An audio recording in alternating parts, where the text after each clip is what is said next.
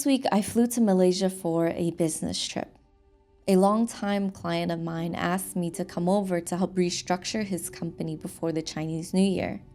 I was freezing my ass off in New York City. It didn't take much convincing. I flew 20 hours across the world to do what I love and get paid for it. Done. Somewhere between the whiteboard sessions and the late night conversations, I remembered something. In 2015, I attended a seminar called Master Planning for Life. My mentor told me, write down what you would love for your life.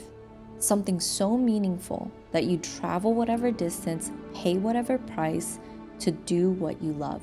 For the first time ever, I wrote down this: to coach inspiring entrepreneurs to scale their businesses. That was 10 years ago, and here I am. I studied accounting in college. I was good at math and my dad told me to do it, so why not? He said, whatever you decide to do after college, it's gonna revolve around business anyway, and accounting is a language of business, so you better just study that. When I graduated, I still didn't know what I was doing. I worked in corporate as an accountant. I did really well, went really fast. I was 22 years old and my peers were 40 to 60 years old. They asked me what my career goals were. And I remember saying, I want to be a public speaker and I want to write a book. I'll never forget their reaction. Oh, okay. I could feel their pessimism and their disbelief. Everyone in my life tried to talk me out of my dreams. Maybe it was out of love, protection, or maybe they were projecting their own limiting beliefs. When I say everyone, I mean everyone. My parents, my siblings, my colleagues, my friends, and even my boyfriend at the time. The most painful part was they were right. I was inexperienced. I didn't have a plan and I had no clue how I was gonna do it. But something in me kept fighting. Why is my spirit fighting so hard against what everybody says is true? That was a critical point in my life. I felt like I had to choose. Option 1, believe the people who love me, give up on my dreams, and play it safe. Option 2, follow this fighting spirit, even if it means failure, or worse, humiliation. This spirit was bold, brave, creative. My mind, so inexperienced, and a little delulu. If I let my inexperience take priority, maybe next time my spirit wouldn't be so bold, and maybe next time it wouldn't fight at all. But if I let my fighting spirit take priority, maybe my inexperience one day would turn into wisdom and skills. Shortly after, I met my mentor, Dr. John Demartini. He's a human behavioral specialist. He came to my college to talk, and he said something that completely changed my life. Do what you love what you do, and be handsomely paid for it. Before I met him, my fighting spirit was just a small flame, but he was my gasoline. He talked about authenticity, empowerment, human potential. Finally, someone was fighting for potential and not settling for reality. I was so inspired and so lost at the same time. I love this idea, but how do you actually do it? At the time, I was enrolled in my master's program. I was studying for the CPA on top of my corporate job. It was the next obvious step, but my heart just wasn't in it. After meeting Demartini, something in me just snapped. I remember going to my very first class of my master's, and I looked around, and that fighting spirit said, I do not belong here.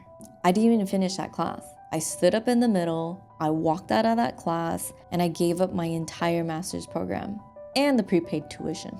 My dad was furious. He said, what are you doing? You know how hard it was to get you in? You're never gonna get your CPA if you don't do this. I said, look, Dad, all my life, I've done exactly what you asked me to do. Now it's my turn.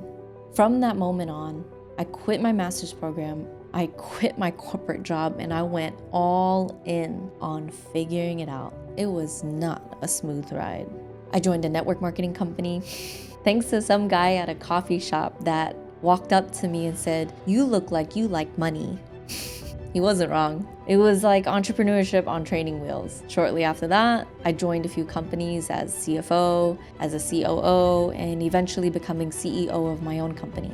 I built my own accounting firm, hundreds of clients, and eventually sold it. I've always had it in my heart to master two things: business and human behavior.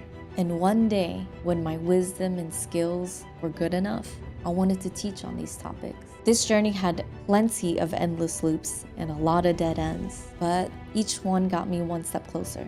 Fast forward 15 years, here I am, flying to Malaysia to consult successful entrepreneurs on how to scale their businesses. I'm using my accounting skills, my professors would be proud. I'm using my human behavior training, Demartini would be proud. And I never stopped moving towards what was meaningful to me. And for that, I'm proud. Doing what you love sounds like a fantasy. Like you'd wake up one day and you just know. But most of it is actually wandering in the dark until one day the lights turn on and you realize you're already there. I'm no different than you. Not more special, not more privileged. I have a dream and so do you.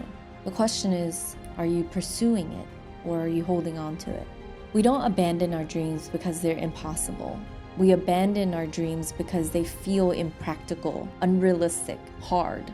We tell ourselves, I don't know where to start. I don't have enough money yet. I don't have any time.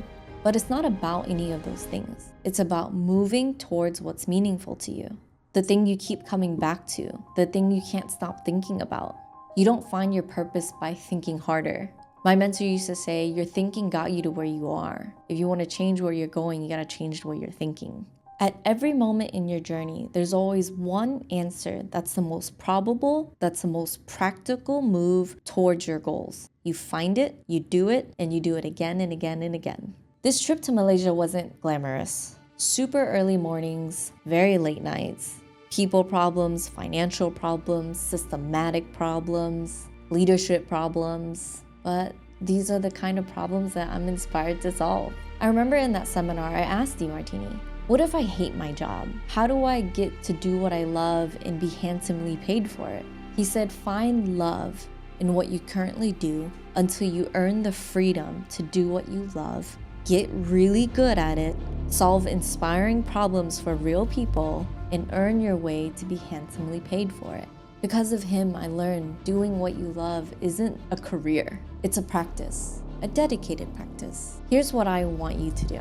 Write down on a piece of paper or on your phone a few things that have always shown up in your life consistently. The things that you've never been able to stop thinking about, stop doing, stop dreaming about. There aren't that many, you'd be surprised. I didn't ask for your reasons why not. I didn't ask for your limiting beliefs or your fears of failure. I said write down the thing that you feel in your heart that you cannot stop dreaming about. For me, I wrote down, I want to teach and help people in business and human behavior. I didn't know how, I didn't know what form, I didn't know at what cost, I didn't know what I charge, I didn't know where. I just knew in my heart, I really love these two topics and I really wanted to teach and help people. That was 2015 and that's exactly what I'm doing right now. Then ask yourself, what's the smallest step that you can take today to get a step closer towards this? Not tomorrow, not when you're ready, today. Maybe it's learning a new skill. Maybe it's negotiating more flexibility at your job. Maybe it's finding your first customer and offering to do it for free. Your mind will find the reasons to wait. Ignore it. Find the one thing that you can do today and do it again tomorrow. You can expect resistance along the way. For years, my dad said I wasted my degree. My mom said I was doing a man's job and that no one would marry me if I kept traveling and working so much. Now they brag to their friends that I have an accounting firm and I consult international clients. You will have haters. Just make sure you're not the biggest one. The life that you want isn't waiting for the perfect plan or the perfect timing. It's waiting for you to stop making excuses and do something about it. As Demartini says, do what you love what you do, and get handsomely paid for it. Not because it's easy, but because if you don't, who will? Thank you for watching. If this resonated at all, please subscribe, share to a friend. Look forward to a new video from me every Tuesday. And if you're feeling brave, share with me what your dreams are in the comments. I'll be looking forward to reading them. Bye-bye!